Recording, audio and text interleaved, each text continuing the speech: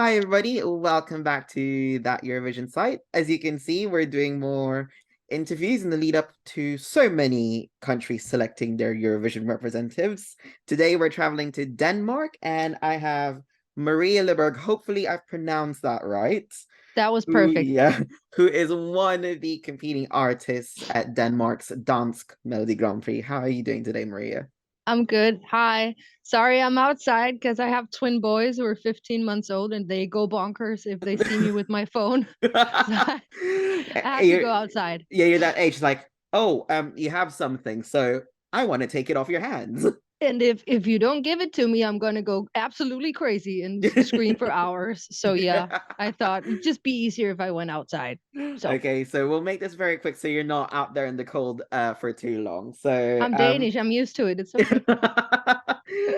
I'm from the UK, but apparently we're not used to it as much.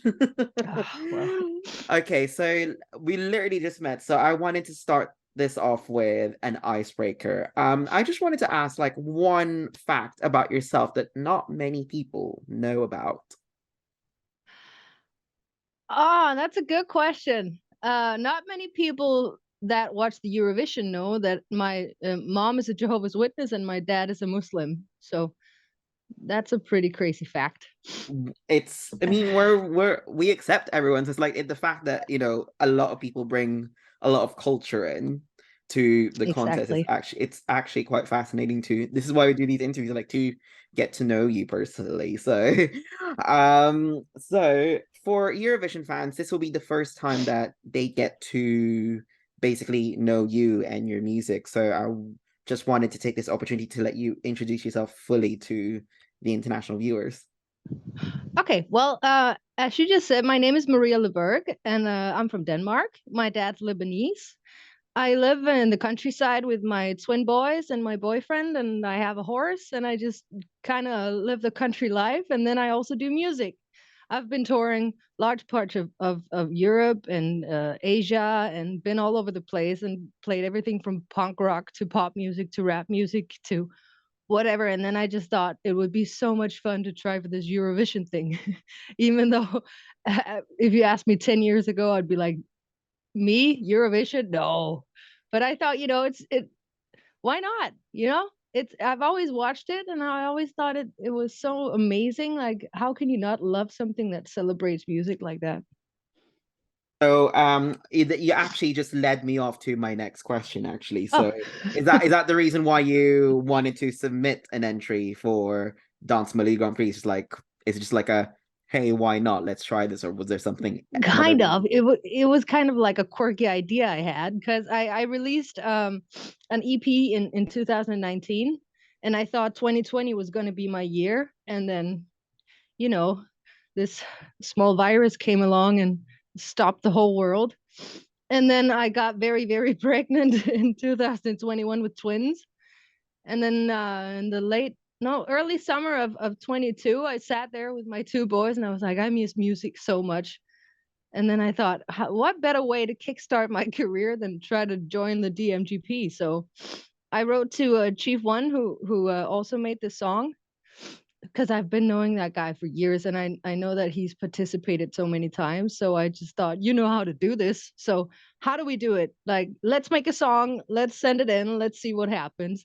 And honestly, I did not in my wildest imagination think that we were gonna, be part of it. And now we're here and it's amazing. It's awesome. I can't wait. So it's a fact that Dansk Melodi Grand Prix always strives to like have newcomers. So it's like the fact that it's been like it's for the last few years, everyone's like, no, like have this person in the competition. Nope, it's always new people for the past few years. So Yeah. once you're in, you're in the Eurovision bubble. So welcome to that as well. Yay, thank you. So you're competing with the song Human. Yeah. I wanted to ask you, what was the inspiration behind the song? And obviously you talked a bit about the creative process behind it. So I wanted to just delve in a bit deeper, like how did it come about and what's the meaning of the song? Well, actually, in the beginning, I thought I was going to participate with one of my own songs that I wrote all by myself. But then Chief One sent me this demo made by Nerman Hermbasic from Norway. And I heard it, and first I was like, wow, that's very different from anything I've ever done before. And then I thought, you know what, I actually like this song. And then I wrote the remaining verses and I made a new theme for it. So I kind of made it my own. And then it just kept growing on me. Uh, I read that some people think it's religious, and it's really not, especially coming from me, who I've had enough of religion, to be honest. So for me, the message behind the song is that we're all just, human. We strive for this perfect image. We look at all these perfect people on Instagram. We think we have to be like them, but honestly, like, we're all just plain imperfect people underneath all that. And that, to me, is what makes us all beautiful. And I thought that would be a very important thing also in this world where especially the young people get really stressed out because they feel like they have to live up to something that's just, it's impossible. So yeah. What would you when the obviously I know that a lot of people have listened to it, but like in your own words, what message did you want to send?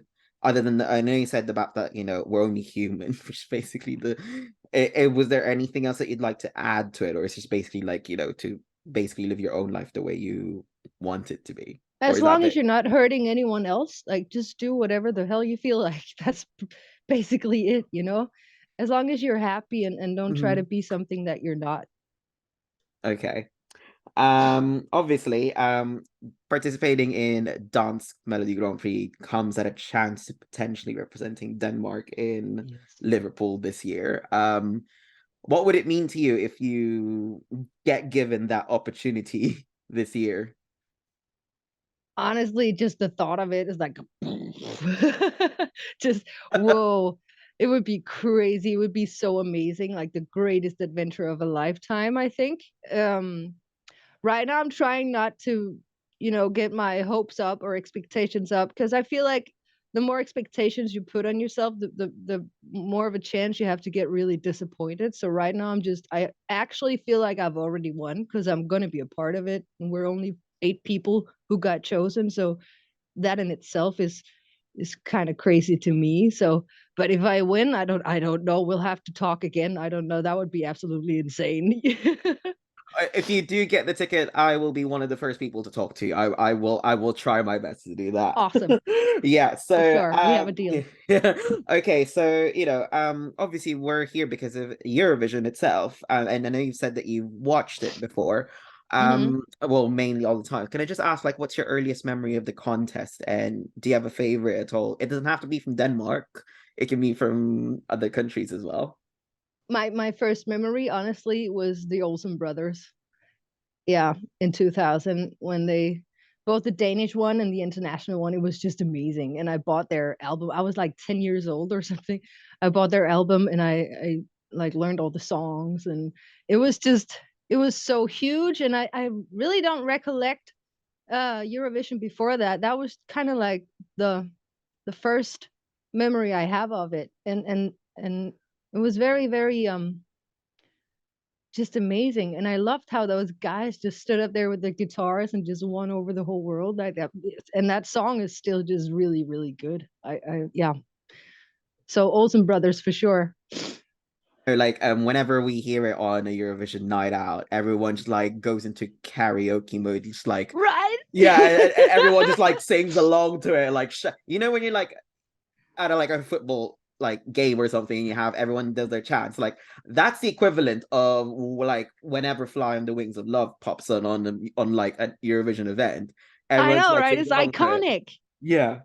Yeah. Hmm. Okay, so as you've said, we are very close now. It's like I think like a couple of weeks now till the final. How are you feeling about that? Like the fact that we're getting close to us seeing the actual final product of on stage. Well, I haven't had rehearsals yet, so I'm kind of like, how is this gonna work? I have rehearsals on Friday, and we have a lot of stuff planned for the stage, and I can't wait to try it all out and see how it works. And I'm excited, and I'm starting to get a little bit nervous too, I must admit. Yeah.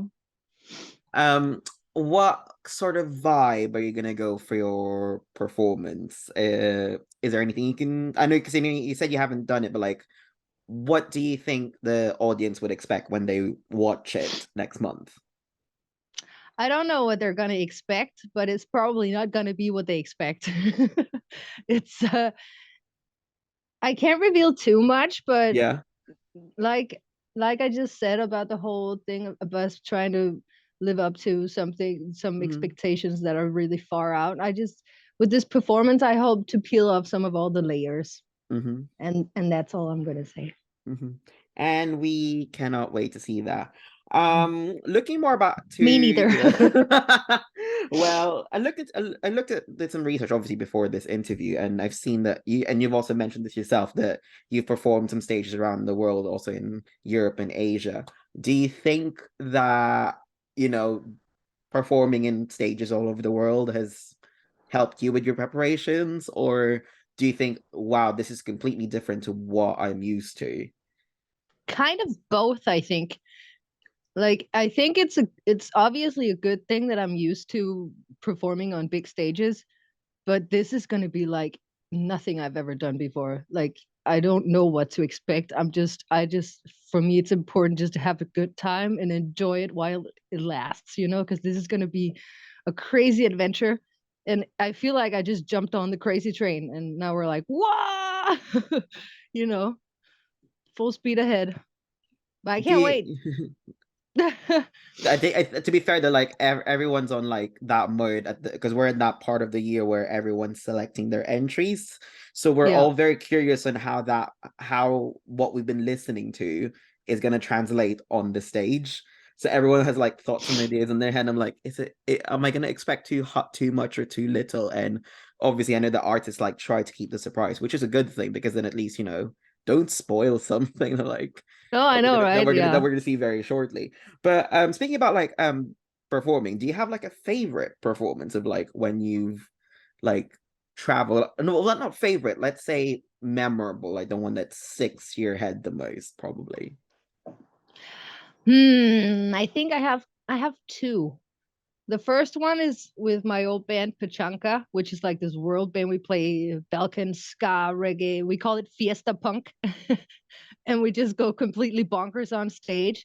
And we played in the Netherlands at Lowlands Festival, and we didn't think anyone was going to show up. And then when we go on stage, there's like 7,000 people there going absolutely insane. Everyone was crowd surfing, everyone was going crazy. And at the end of the show, we all, like the whole band, jumped out and we crowd surfed. And then the presenter came in on stage and she's like, "Fuck it!" And then she crowd surfed as well, and it was crazy.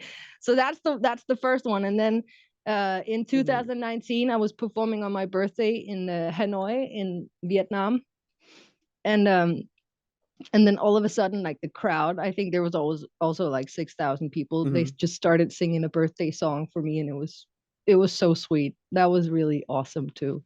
The Yeah. fact that you're far away and then there's like 6,000 random strangers saying happy birthday to you in harmonies, like What? what? Exactly. That was awesome. Like that was the best birthday ever. Okay, so first of all, I was just say thank you so much for the time. I'm gonna leave you off with one question. Because obviously since you're a newcomer to Dansk Melodi Grand Prix, I wanted to ask you right now, it's like what's the one thing that you've learned that you'll take with you going forward, regardless of whether or not you go to Liverpool, or just ended up participating in Dansk Melodi Grand Prix? I think how important it is to stay humble and keep your feet on the ground and not, go flying on some cloud somewhere and be a jackass. You know, I've met so many people in my, how careers are, there are ups and downs all the time, and I've done the whole show so many times before, and it's just you never know when you get knocked back down. So you don't want to, mess with the people that you meet on your way up because you're gonna meet them again on your way down. So it's for me, it's just stay humble and enjoy the ride while it lasts. Well, yeah, I think we could all use that because I know some people was like, Eurovision, oh, it's my way up. not naming any names or anything, but like, you know, some people like can get into their head very quickly. And the fact that Mm-hmm. like I know like some people who like stayed grounded on like after participating in the competition because of the fact that they know that, you know, it's stardom doesn't last forever. Like, you know, the spotlight doesn't last forever. And the fact that you're here and just like, you know, you're grateful, Enjoy basically the great moment. and grateful for the Yeah, every opportunity to stay grounded. exactly. All Yeah, right, yeah. then. What Okay, comes then. up must come down, you know? Yeah, exactly. But in any cases, we wish you the best of luck Thank on you. Dansk Melodi Grand Prix on the 11th of February. Have you got a last message to the international viewers who are watching us right now?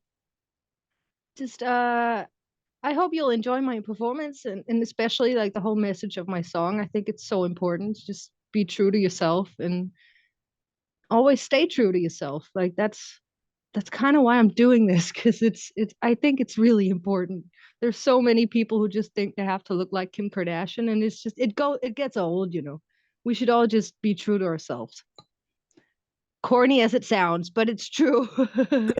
People say that, like, to be fair, I think of the like the glass, and then as you grow older, you just think, you know what, maybe they were right.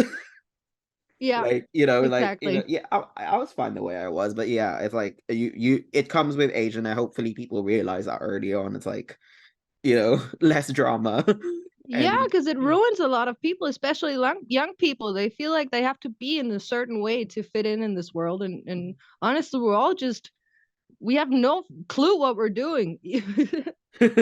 And that's okay, you know? yeah, it's part of the adventure. Hmm. Yeah, but anywho, Maria, thank you very much for your time. Maria will be participating with the song "Human" in Dance Melody Grand Prix on the 11th of February. So, wish you the best of luck and Thank good you. luck. Tusen tak. Thank you. Thank you. Oh, nice.